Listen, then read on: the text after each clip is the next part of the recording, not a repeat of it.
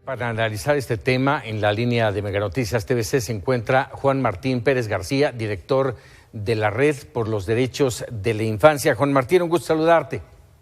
Hola, muy buenas noches, Francisco. Gracias por la ocasión. A ver, este problema es grande y grave en nuestros niños y jóvenes en México. Se convierten en carnada, son desechables y, bueno, por supuesto, vulnerables ante los cárteles. Efectivamente, hay que tener presente que estamos desde hace 13 años en una guerra que inició el expresidente Calderón, que en aquel momento era guerra contra el narco, y obviamente se continuó con Peña Nieto y la ha reforzado López Obrador con su Guardia Nacional y la modificación constitucional.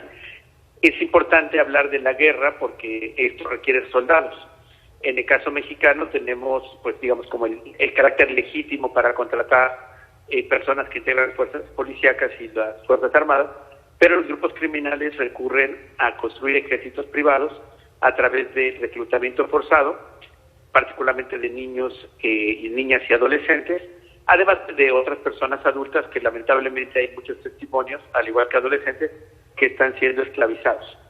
En esta guerra absurda ya de 13 años, los niños, niñas y adolescentes han sido pues parte de las víctimas fatales, como tú describías, la condición de desprotección que viven en sus comunidades, generalmente también en condiciones de pobreza y precariedad, fuera de la escuela y con poca presencia del Estado. Estos territorios bajo control de los grupos criminales, pues son los que determinan la vida de estos niños y niñas, quienes van siendo sumados como informantes inicialmente, participan después en el procesamiento de sustancias o traslado de drogas u otro tipo de acciones como extorsión, y un segmento muy pequeñito son los que llegan a ser sicarios. Obviamente ese es el nivel más extremo y duro. Lamentablemente todo ello forma parte de esta realidad que el Estado mexicano no ha querido resolver y que ya desde 2011 el Comité de Derechos del Niño de Naciones Unidas llamó al Estado mexicano a reconocer y a crear programas de desvinculación. Dime. ¿Qué circunstancia ponen en riesgo a estos niños? Son tres factores generalmente claves. Uno es el escenario de crimen organizado, es decir, los grupos criminales tienen control territorial, tienen cooptado las figuras de Estado ahí, municipio, alcaldía, autoridades. Segundo, generalmente son niños, niñas y adolescentes fuera del sistema educativo, con vínculos familiares muy frágiles o inexistentes, con historias muy duras, generalmente sus familias han sido víctimas de hechos criminales o incluso están privados de libertad. Y tercero, pues son adolescentes que no tienen lamentablemente una red social positiva que les permita hacer pues un contraste o literalmente un escape, y quedan atrapados en estas dinámicas de violencia. ¿Qué hay que hacer? ¿Hay políticas públicas en este entorno? ¿No se ha tocado el tema? ¿Se les ha olvidado?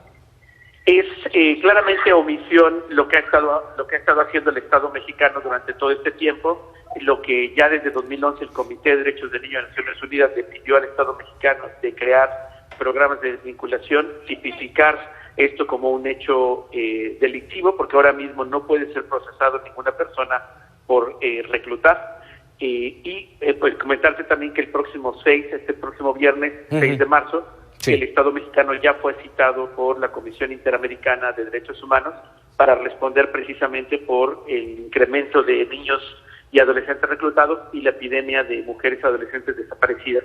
Pues vamos a ver si es que ahora se ofrecen políticas de Estado o seguiremos teniendo solo palabras y discursos. ¿Estos niños que ya han sido reclutados tienen salvación? ¿Los podemos rehabilitar, recuperar? Sí, claramente, hay que considerar que son niños, niñas y adolescentes, su cerebro está en proceso de construcción, las experiencias traumáticas y dolorosas que han vivido pueden ser, trabajadas con acciones profesionales, tanto de psicología como de psiquiatría, en otras experiencias internacionales como África o aquí más cerca en América Latina, en Colombia, existen programas de desmovilización, así se les conoce, van a lugares especializados con personal altamente cualificado y se cambia generalmente su identidad para poder generar una nueva vida.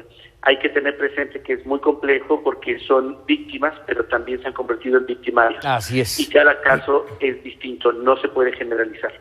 Caray, pues un tema muy complejo y bueno, por supuesto te agradezco, Juan Martín, que nos hayas permitido tener esta corta pero muy interesante charla. Te agradezco.